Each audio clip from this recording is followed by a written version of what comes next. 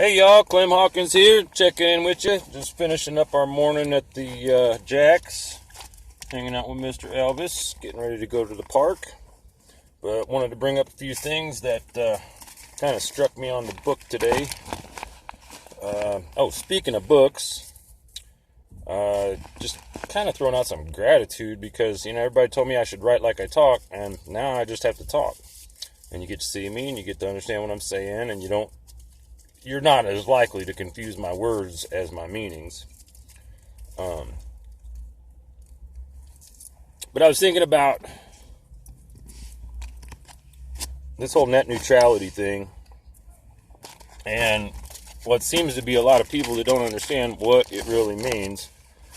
And my life, my challenges have kind of forced me to maintain a level of what's the solution, how do we fix it.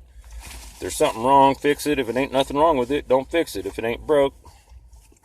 But the system's broke. And in my tweets today, I brought up the national treasures. Those that have the ability to make a change, have the responsibility to make a change. But the difficulty with that is, what change is best for everybody? And is it possible that we can get a little forum going so everybody can understand what our basic inalienable rights are as humans? And maybe we should start being more like Star Trek, more compassionate about saving everybody that's a human without having to create an alien race to defend against or to make an enemy from. I'm not sure why we need enemies in this reality. It's kind of stupid. But it is what it is, Back in high school, I probably saw it before I was in 6th or 7th grade, the control system. By the time I was in 7th and 8th grade, I saw the entire programming system. And I did what I could to just not so much suck it up, but pretend it didn't exist.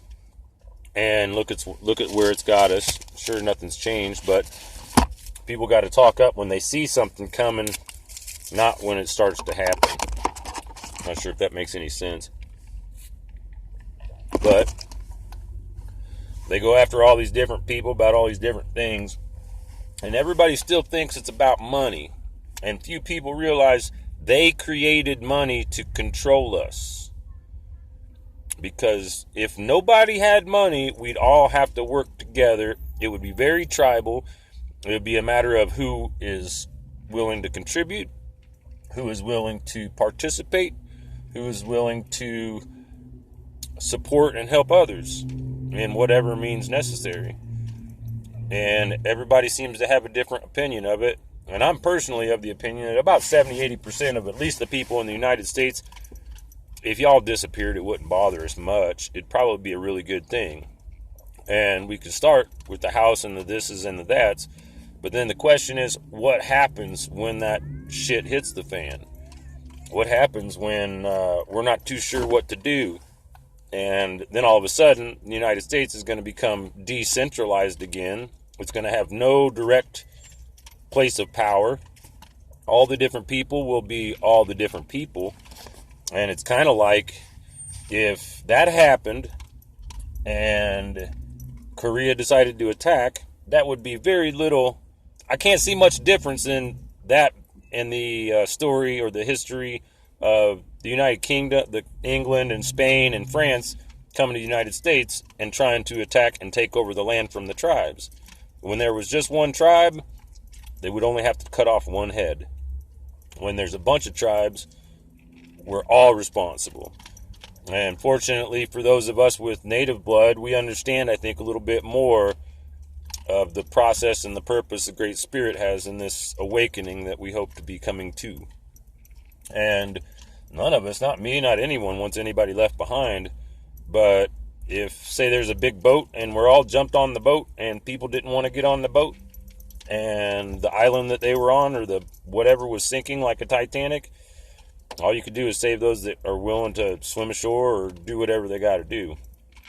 And I would really rather see a future that's more consistent with where we're at and where we're going, as opposed to a step backwards into tribal Waterworld or Mad Max type of realities. And that shit could happen next year, yo. It wouldn't take but fucking much.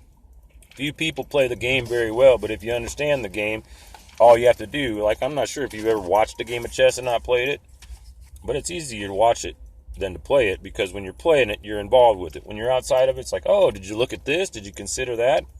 How about just not play? Because the game of chess, you have to understand, is a game about kings and queens and pawns and knights and rooks and bishops. And the majority of anybody of us that plays it in life is, in actuality, a pawn. And you'd think that the most powerful position is the king.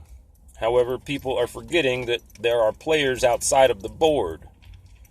Just like in the United States, we have a king or a president. We have queens or Congress and Senate. We have media that are bishops. We have police, which are like the knights. We have military, which are like castles. We have pawns, which are like all of us. And if in the reality of the game of life, they tell the pawn to move and it doesn't, the game pretty much ends. Because if none of the pawns move, only the knight can get out. Everyone else is stuck behind the lines. And I'm hoping to get these thoughts out there, throw them out on the YouTube, and hopefully start drumming up a conversation. Let's talk about this. Let's talk about what the solution is. Do we go bury ourselves in the ground for 3 years and wait for all the shit to clear? Which is kind of like a Gideon story. And I'm cool with all of that. And eventually we'll figure it out. And if we don't, it'll figure itself out for us. If we don't have a plan, then we're going to be part of their plan. So I encourage everybody to talk amongst yourselves, to talk about the other things. As far as, what would you do? What do you think the solution is? The more we talk about it, the more we might stumble upon an answer that's going to benefit everybody. And that's just me trying to be the shepherd. Nobody important, just doing my part, because like that thing said this morning, those that have the ability to respond have the responsibility to respond or to take action. And currently, this is the only thing I can think of to do, is to share my awareness, strength, and hope, and to stand up, like John Hancock, say, what? I'm for this. Are you for this? I ain't for that. We can do this. We'll talk later.